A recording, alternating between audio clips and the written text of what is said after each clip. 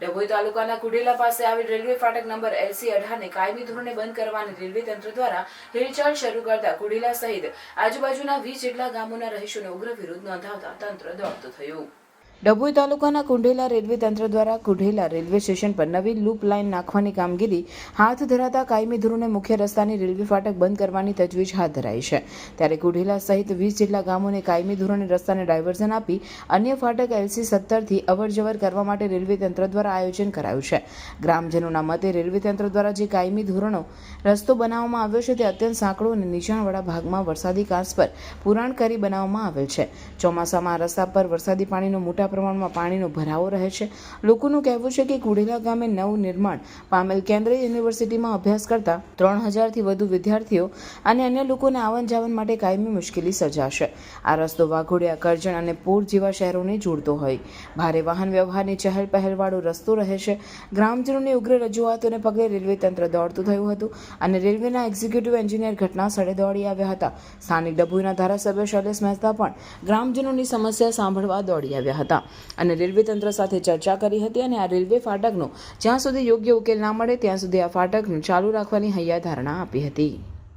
આ જે રોડ છે એ આજુબાજુના 15 ગામને જોડતો રોડ છે અને કોઈ પણ કારણે બંધ ના થવો જોઈએ। આ બંધ થશે તો આજુબાજુના 25,000 લોકોના જનજીવનને અસર થાય એમ છે।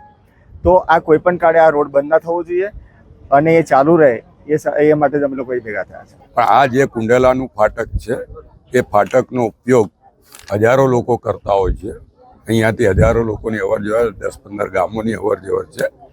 એને ધ્યાનમાં રાખીને આ ફાટક ચાલુ રહે અથવા તો આનો કોઈક વિકલ્પ વિચારવામાં આવે અને અહીંયાના ગામ લોકોની ઈચ્છા છે કે ભાઈ ઓવરબ્રિજ બને।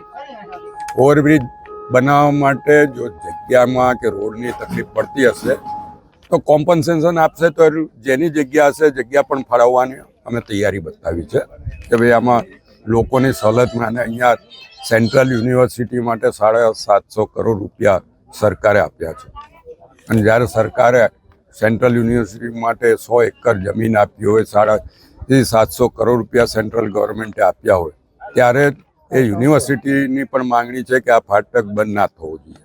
લોકોની પણ માંગણી છે કે આ ફાટક બંધ ના થવું જોઈએ અને આજે લોકોએ મારી સમક્ષ રજૂઆત કરી હતી એટલા માટે હું પણ અહીંયા આગળ આવ્યો છું અને બધે જે કંઈ ગેરસમજ દૂર કરીને ટેકનિકલ રીતે આનો ઉકેલ લાવવામાં આવશે પણ ફાટક બંધ કરવાની વાત છે ફાટક બંધ નહીં થાય એનો કોઈ જે કંઈ વિકલ્પ બીજો વિચારવાનો હોય વિચારવામાં આવે। विधायक महोदय के उद्बोधन के बाद हम इस पे दोबारा से पुनर्विचार करेंगे और जो काम रेलवे ने लिया है उसकी पुनर्समीक्षा करके जो भी आम जन के लिए बेस्ट पॉसिबल सॉल्यूशन होगा वही हम काम करेंगे। तो अभी तो ये जो 18 फाटक है वो चालू ही रहेगी ना कंटिन्यू?